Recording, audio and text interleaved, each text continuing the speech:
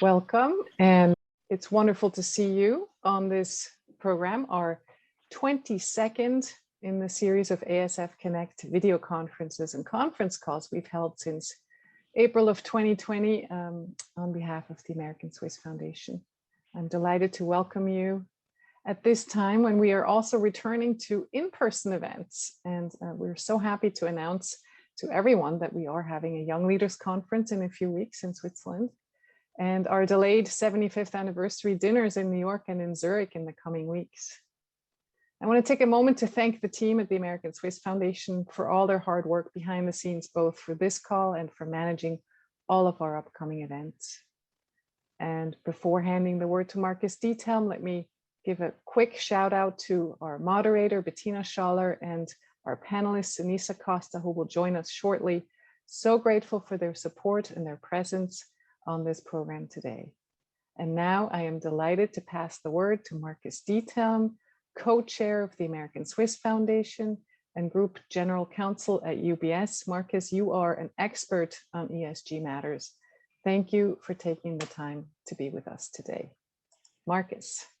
Thank you very much, Patricia. Let me just tell you at the outset, no one is an expert on ESG matters.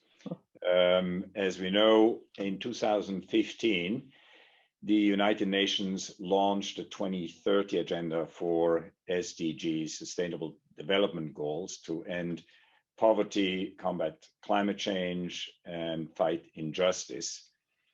And private companies across all sectors have played a key role to advance their individual statements on that. And let me maybe start, for those of you who have heard the Prime Minister of the United Kingdom, Boris Johnson, when he said Kermit the Frog was wrong. It is easy to be green. It's clear that Kermit the Frog was right. It is not easy to be green. And why do I say this? Shaping the industry's path towards sustainability and individual companies' role in this effort exposes all of us to commentators, activists, regulators, politicians, most notably also our own workforce, the media, and the public at large.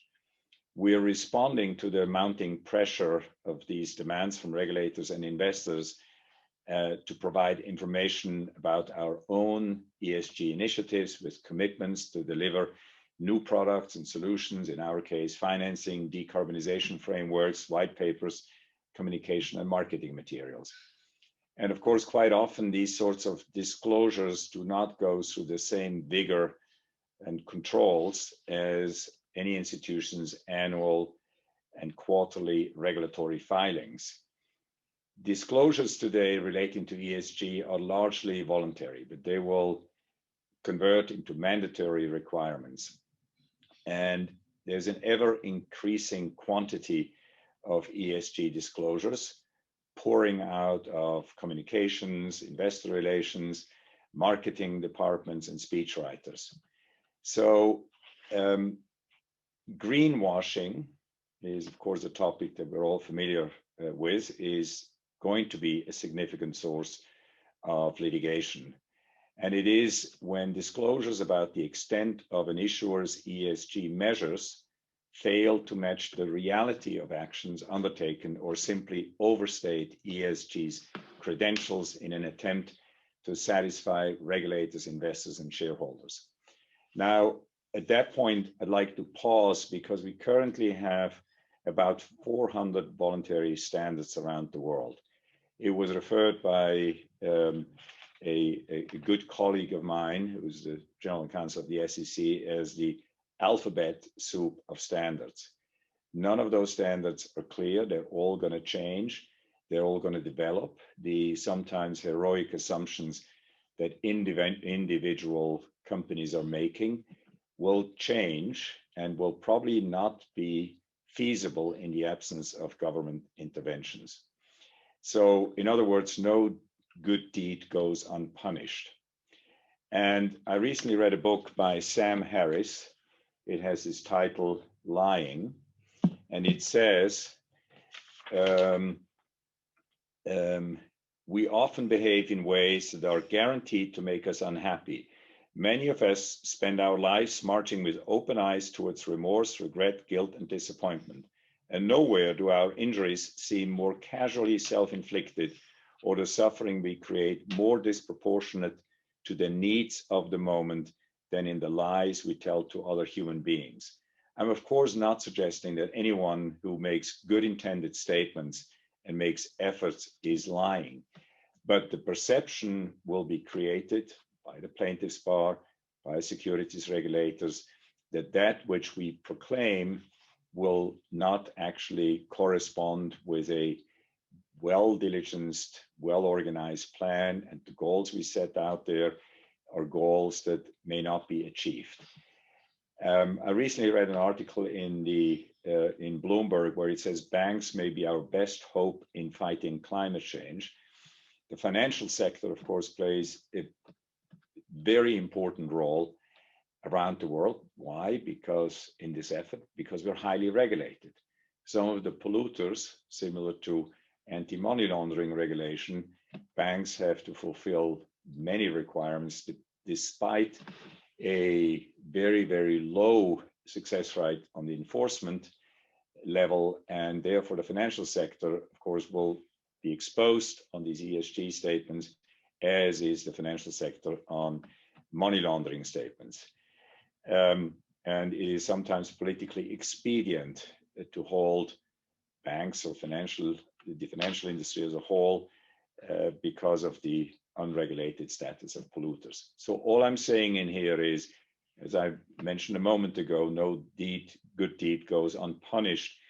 It is incredibly important that the good statements we make about what we want to achieve by a certain time is underpinned by a plan, is underpinned by resources, that we all take influence on the standard setting, which of course, the more these standards will become mandatory, you will have standards in the US, in Europe, in Switzerland, in our case, in APAC, and likely they will not match. And likely there's going to be confusion in there, which of course provides enormous fodder for the plaintiff's bar to go after companies. And I think, the most important message I have here, before I have the great pleasure to pass it over to Bettina Schaller, is it's one thing to have the good intentions to achieve something. It's another thing to know exactly how you go about it. And when I took the liberty to read a paragraph out of Sam Harris's little book, it is not only the plaintiff's bar, it's our own employees, it's people who are actually quite militant about wanting to bring about change. And that's a good thing, because you're supposed to be militant. You're supposed to question the value and the achievability of the promises we're making. And we have to have this in the back of our mind. Of course, speaking to you as the General Counsel of UBS, and therefore with a litigation mindset, but it's actually not just litigation. It's just don't overpromise and underdeliver. And for all of us to try to work in conjunction with governments, because without corresponding government intervention, it is very, very hard for individual players to achieve these goals. So with these introductory remarks, it's now, I'm delighted to pass the word to my good friend, Bettina Schaller, President of the Young Leaders Alumni Foundation and board member of the Swiss Advisory Council, to moderate the discussion with Anisa Costa and Tamur Goudarzi-Pour. Over to you, Bettina. Thank you. Thank you so much, Markus, and how well you teed us up for this conversation. I myself feel very militant right now. Of course, absolutely delighted to be with you and with all our young leaders, forever young leaders and friends of the American Swiss Foundation. So thank you for joining us for this session, which indeed is on a topic that is on, so many people's mind. Markus, you alluded to it, in the private sector, in the business sector, but also in society, in politics. It's talked about everywhere, and it's talked about everywhere in the United States, in the most prominent places, and also in Switzerland. So I'm absolutely delighted. I'm joined, of course, by Anisa and by Tamur. Anisa is a member of the executive committee of the American Swiss Foundation, and she is our treasurer. So talking about militant and about looking at the right angles from a financial point of view, she is in her day job with Tiffany and Co., where she serves as the Chief Sustainability Officer and the President of the Tiffany Foundation. Wonderful to have you with us, Anisa. Tamur is the Chief Commercial Officer of Swiss International Airlines and the Senior Vice President of Channel Management of the Lufthansa Group. He is, therefore, all of you will recognize it, one of the key people for the American Swiss Foundation. He literally makes it possible that the young leaders, of course, come over to Switzerland. So huge thank you on this occasion to you, Tamur, again, for that wonderful support and for everything you do for this foundation. Right, Anisa, Tamur, I would say let's jump into this discussion, and maybe I suggest let's take just a little step back and talk about the actual definition of ESG, so environment, social, and governance. So could you, and I'm actually posing the question to each of you separately, I'll start with you, Anisa, would you be so kind to let us know how Tiffany and Co. addresses and defines ESG and how your work in this area began? Anisa. Absolutely. Thank you, Bettina. And let me just echo how wonderful it is to be part of this conversation here today with ASF. And it's such an important conversation. So thank you for having me. Maybe taking a step back, I will say that Tiffany and Company has been involved in ESG efforts for over 20 years at this point. So it's something that we've been working on for some time. Our work began actually back in 1995. When you think of it from a materiality perspective, we were very focused on responsible sourcing. And I'd say that our work first began when we first opposed a proposed mine that threatened Yellowstone National Park here in the United States. Since then, our work has really grown through and beyond the environmental lens into, of course, social and governance as well. With governance back in 2009, I helped to establish, along with our chairman and CEO and our founding chair of our committee that oversaw ESG practices and efforts. And I think it's important to mention that and maybe just touch on the fact that our board at the time decided that our ESG committee would meet a minimum of 3 times a year. The committee would not meet in parallel with any other committee meetings, and therefore every board member, every director actually attended every committee meeting. And that was sort of significance to how, from a governance perspective, we started to instill things at the corporate director level. And of course, the social component really goes hand in hand in our perspective with the environment. I think there is not a topic that you can think or talk about when you're discussing the environment that doesn't connect to the social, and similarly the other way around. So for us, that's where our journey began, right? When you the responsible sourcing of our diamonds and our metals, and it's really grown in a robust way since then. But it is a very fast evolving space, as you and as Markus have mentioned. So I'm looking forward to the conversation. Thank you, Anisa. So a pioneer in Tiffany and Co. How fascinating. Tamur, Lufthansa Swiss, tell us, how do you define ESG? I have a small assumption. Let us know. Yeah, first of all, thanks for the very wise intro statements also from Markus. I think this also sets the stage a bit for our answering. And I think important for this session also for us is to make clear that this is not for an advertising story for what Swiss does, on really show, and that I think is connected to your question, is what is actually part of our DNA in terms of ESG. And I can tell you that it is part of the Swiss DNA for many years already. And the environment topic has not just come up recently. It's something we are dealing with since many years, decades even, which shows the long-term planning of our aircraft purchases, etc., which are not just commercial, but also environmentally driven. But we have a wide area of topics, of course, we're covering, like many other companies as well. I would say the social element is an important one with many engagements. By the way, also with the ASF, as of course, it is an important engagement that we consider of being a good citizen.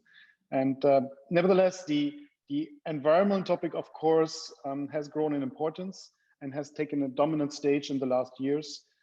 Even when we are now undergoing a structural fundamental crisis of our industry, our industry federation just mentioned that this industry will lose over $200 billion in this crisis, which makes, of course, financing some of the projects that we have in mind not easier, financing the new aircraft that we have in mind not easier, financing all these things that we want to do not easier. So this is a very important, of course, topic. While many economies are probably reaching 19 level already this year or next year, at least the development countries.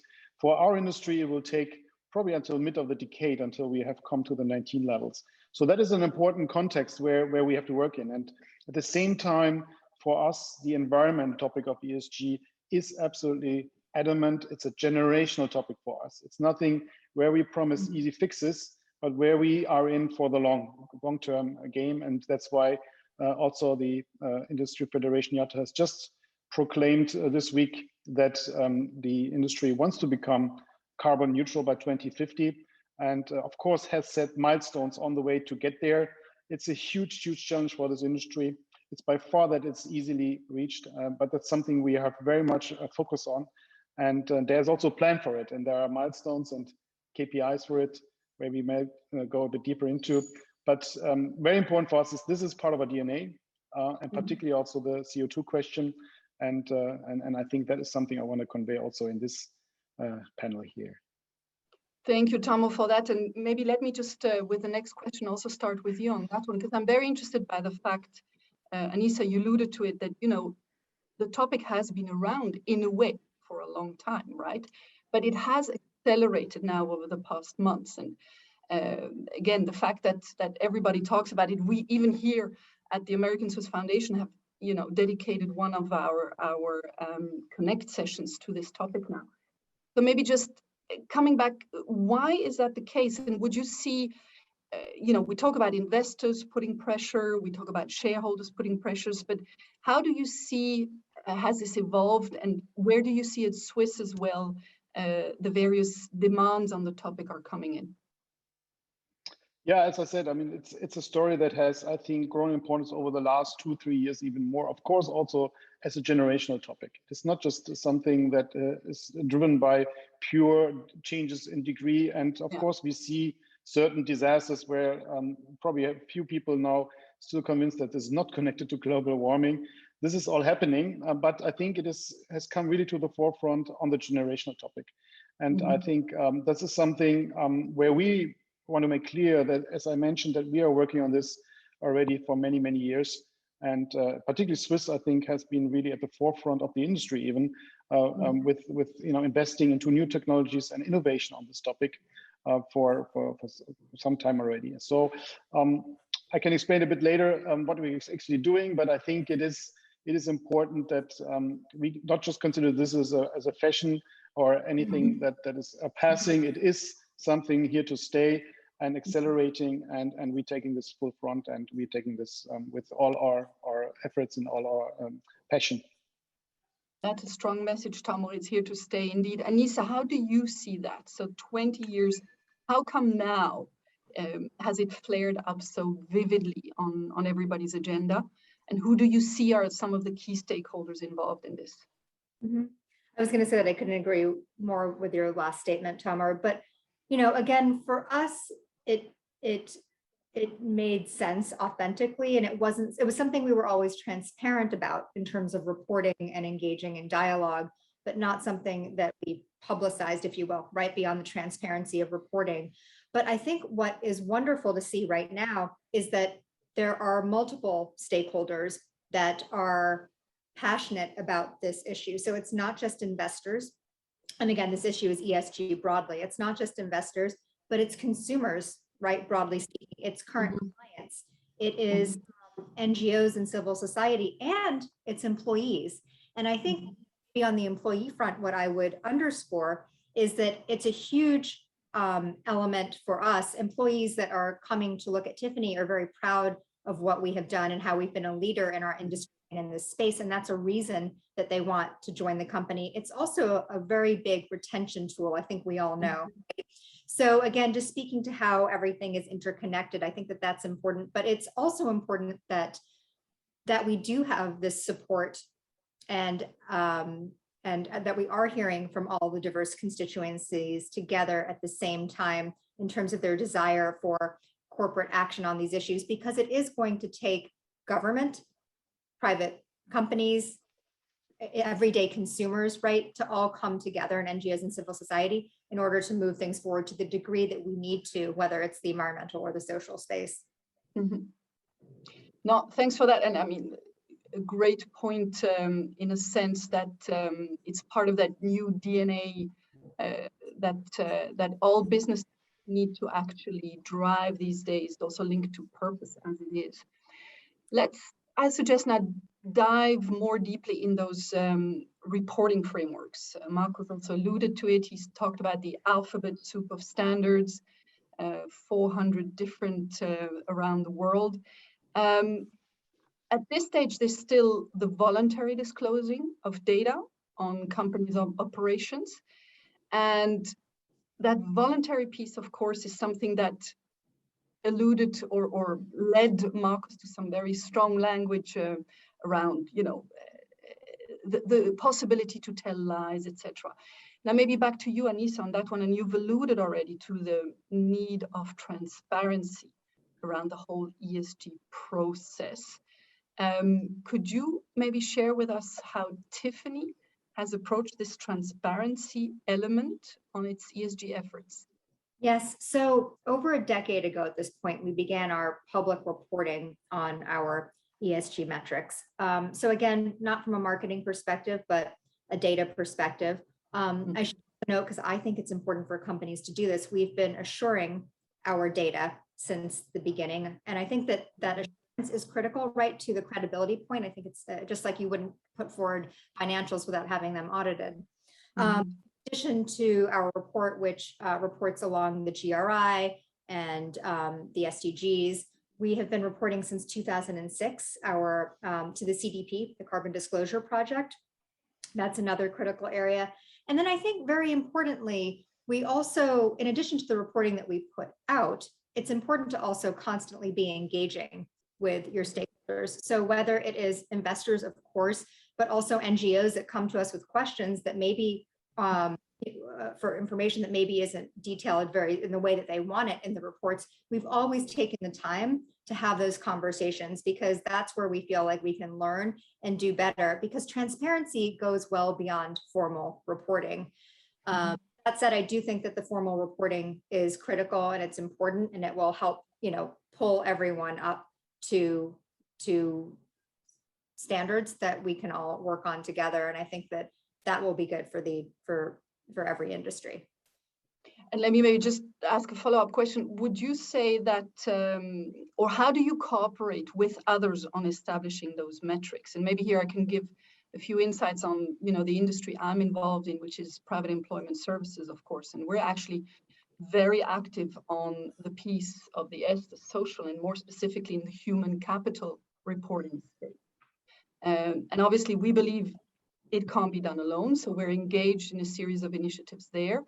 We're also engaged, for example, in the World Economic Forum initiative to set out metrics. It's not the only one, but you know that the forum has a great convening power and is actually seen as one of the few spaces where government, civil society, private sector meets, for instance. So in your case, how do you work with other stakeholders in order to achieve the goals in terms of the metrics that you're looking to establish?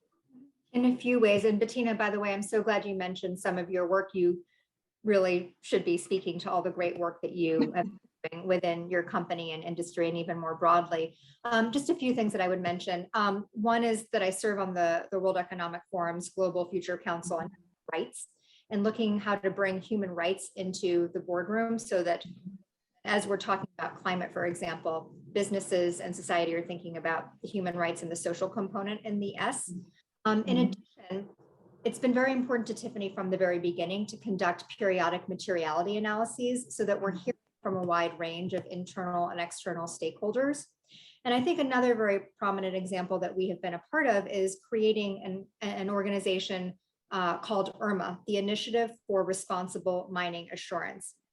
And what this initiative does is it's not an industry body, as I think we're so often used to seeing when people think of collaboration, but I think it's very important to talk about co-creation versus simply consultation, because I think what we've over the years is many groups are often consulted, but when you look at how much of their words have actually been baked into the work, it's actually very little. So IRMA actually has been co-created by civil society, by human rights organizations, environmental groups, mining companies, and then downstream users such as Tiffany and Microsoft. And it's a true multi-stakeholder standard to set a high bar for what responsible mining means and what that can look like. Thank you so much for these insights. Now, Tamur, your industry, the aviation industry, of course, in the perception of everybody is one of the most advanced. And I have here in front of me a note about the amazing innovations to decarbonize the aviation industry. So question to you, can you explain the role that sustainable aviation fuels will play in decarbonizing the aviation industry? Yes, it's not such an easy topic because, of course, it goes deeply into the tech question, but let me try to really explain it in a few sentences. One sentence in advance, maybe for the standards. I think that's something very important. When I said we're doing this for a while already, since 2012, we are actually already formally obliged, it's not a voluntary topic, formally obliged to report the metrics, and there is a very transparent way to show what actually the aviation industry is actually having, what kind of footprint in CO2.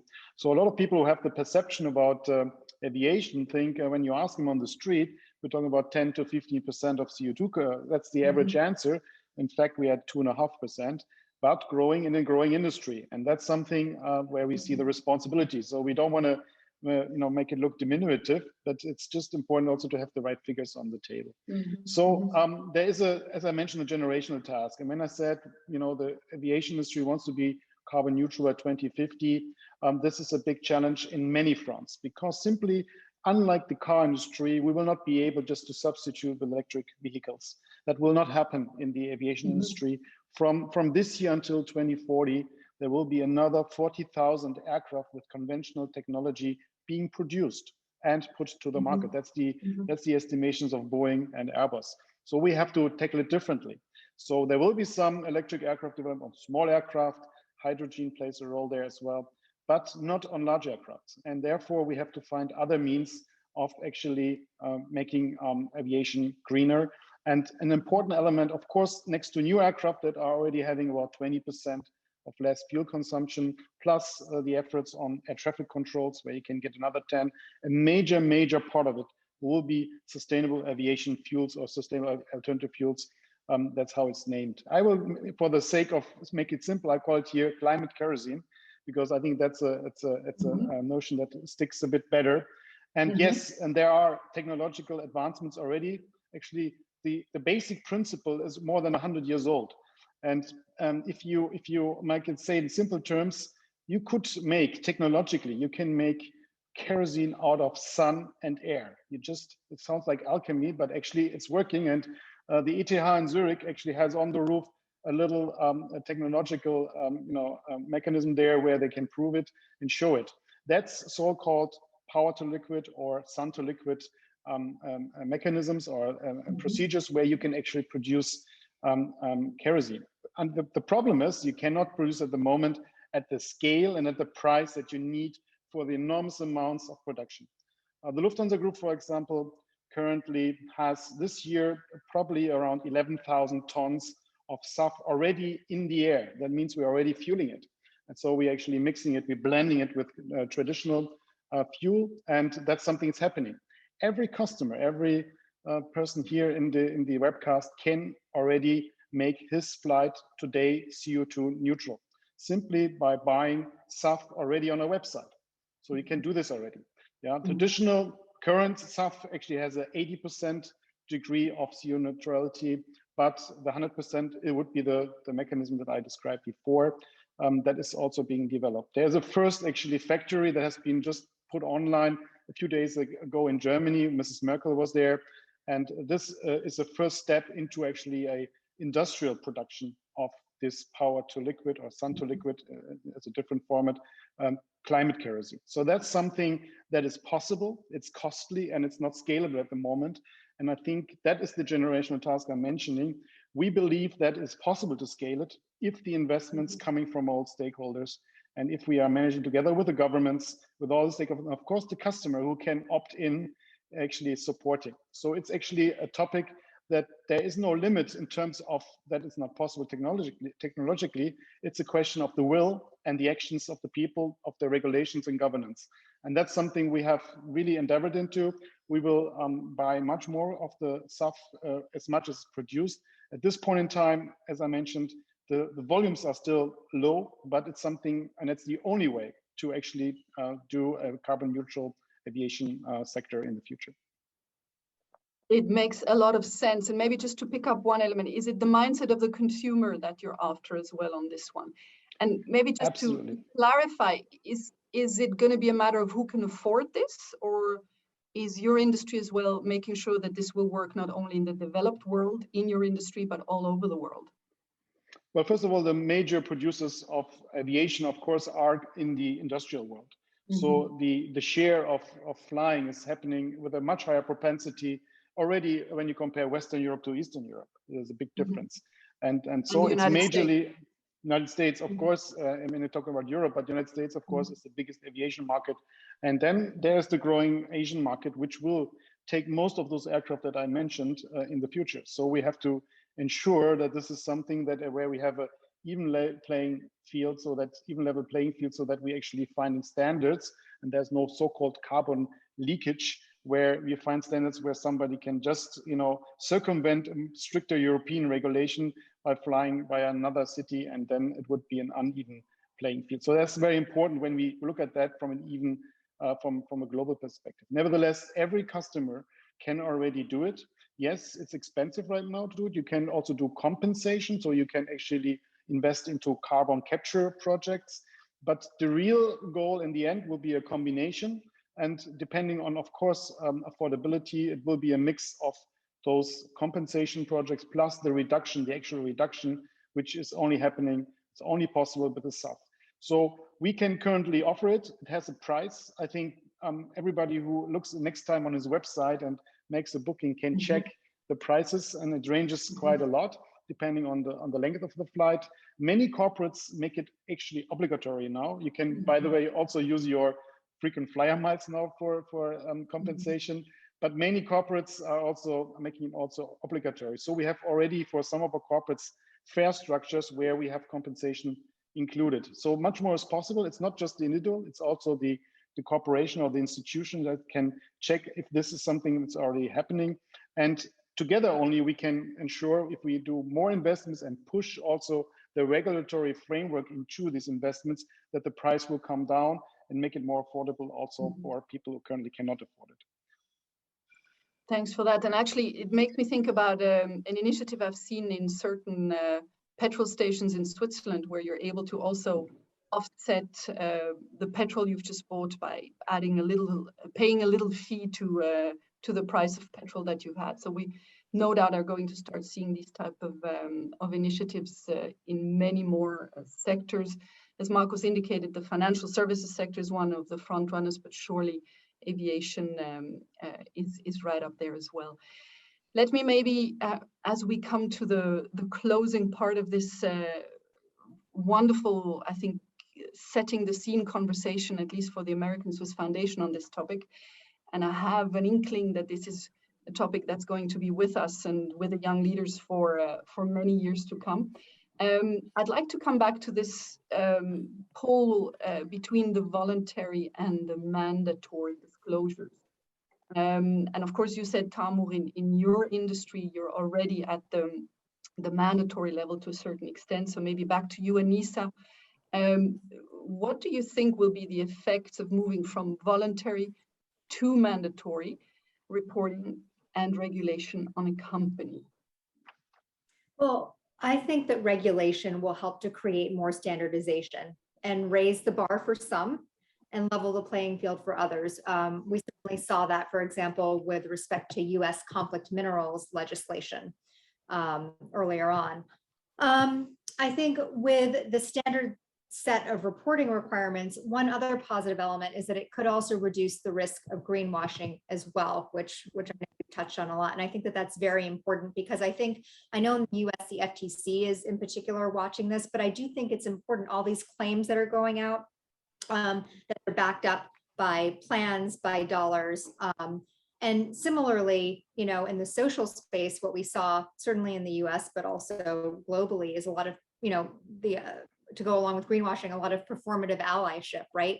Statements coming out on Instagram, but just, again, it's really critical for companies to know that they can't simply just put out statements or broad claims without having the work, both historically, but also future thinking to back it up. And I also still believe that the voluntary efforts really play an important role because that's also typically, I will say, where leadership is. And the bar for leadership continues to rise in this space as the ESG field evolves. So I don't want to discount the voluntary altogether. I actually agree, but you know what? I'd like to bring Markus back in on here because Markus, and I know you're still with us and you've raised your hand. Go ahead, please. No, I thank you very much, Tamur and Anisa. This is incredibly important, a discussion. The difficulty that Tamur explained to develop fuel that's CO2 neutral is showing to us that we're now living in a world where demand outstrips supply. And I just want to remind people, and I remind myself all the time, what led to the last financial crisis. It was a ballooning or a mad dash for government-led policy on individual house ownership that then imploded. And one has to be extremely careful to explain that it takes time. Now, 2015, the Sustainable Development Goals were promulgated. 7 years later, this is by no way a fast movement, but it requires very careful reflection that we don't call something sustainable or helping the environment if it is not. And I think where the funding needs to go, because now we go into a phase of very clear rigor and attention on how we can be compliant with standards and formulating those standards. Well, that takes a lot of capital and resources away from the actual innovation process. And we are all in a hurry to make these statements. I mean, I don't want to read them out, but there's plenty of, as I said a moment ago, fodder for the plaintiff's bar, where I say net zero now. And there's a tidal wave of ESG funds bringing profits to Wall Street, you know, to the tune of trillions. Now, every time you promise something to the tune of trillions, you have to be very, very careful. How do you get there? What is required? And I go back to the very simple statement is, you know, Kermit the Frog, it's not easy to be green. It takes time, it takes enormous effort, it takes attention. And by God, it needs to be very carefully done because it's so tempting, because we're all well-intended, either to respond to activist shareholders or to respond to our own talent pool. I have two daughters who are at an age where they speak up, you know, very, very actively and with a lot of vivaciousness on those sorts of topics. And we cannot afford to disappoint them or anyone. So in the internal stakeholders, the employees, look at us, I'm also an employee, but look at everyone who's making a statement. How do we create a solid partnership with the government? Because I'm sure that governments will promulgate more you know, policy and then on the mandatory side of standards that may not be achievable as of yet. And it, you know, it's, as I said, Kermit the Frog was right, Boris Johnson was wrong. Markus, almost wonderful closing words, but definitely the eye of everybody is on this topic right now, clearly. And whether you're an individual citizen, whether you're in private sector, we heard it, this is here to stay. look, I have a belief in the good in people, and actually I still also believe that most corporations, definitely that we deal with, are actually looking to do the right thing. So let's see. But I would say from my perspective, thank you so much for this conversation so far. Anisa, I don't want to let you go, and also you, Tamur, not before allowing myself to ask one last question. And the question to you, Anisa, has to be, since you were a young leader a few years ago, what was your key takeaway from your Young Leaders Conference experience? I think it's something that we all know, and especially in this space, right? It's about connections and people and thinking globally, and again, working across and with sectors together. And that just sort of reinforced, I think, something that we all knew before that, but this community is one that I think we all thrive off of on a daily basis. And I'm looking forward to seeing everyone more and more, and to continuing in more conversations such as this one. Thank you so much. And I couldn't agree more. And I hope to see everybody this year around the November Young Leaders Conference in one way or another. Thank you for that, Anisa. Tamur, it has to be an airline and an aviation question. Tell us, we're still flying to New York. We're starting to fly to New York again today. But now with everything you said, what will flying from Zurich to New York look like in 20 years' time? Well, in 20 years' time, you will see still the same technology aircraft, because, as I said, there are aircraft that are just produced. They're still flying then for 20, 25 years. They will be much more efficient, about 20, 30% less fuel consumption. And we will see a much higher blend of SAF, from these sustainable aviation fuels, in these aircraft by then. It will grow in the beginning slowly, but then it will pick up. But for that, it needs the joint efforts. And let's not forget, our industry has to be healthy in order to be able to invest into these topics. That's why we can only fulfill our duty of connecting people, connecting cultures, connecting economies, if we are a healthy industry. And therefore, we need indeed a very close bond with all the stakeholders and the governments, particularly also on the European and on the US side. We have to do this exercise together. And I think you will hopefully also see some of great amenities then on board. It's not just about getting from A to B, but it's all about also what you feel, what you taste, what you sense, what you hear, and what you eat. And so it's not just hopefully just a trip, but it's a journey, it's an experience. And I think lots of nice products will come out there. We are working on that also. So we also want to make this something special. And I think that's also important, that in the end, people are feeling really safe, they feel healthy, and they feel well being taken care of. I can't wait, Tamur, to get on those flights in 20 years. Thank you so much, Tamur. Thank you so much, Anisa. Thank you so much, Markus. And with that, Patricia, it is my pleasure to hand back to you for the finishing words. What a wonderful conversation among leaders of the two countries. And, it's the mission of the American Swiss Foundation to connect and engage the leaders of the two countries. And of course, we can do this virtually like this, or we can do it in person, but we need Swiss International Airlines to get us back and forth.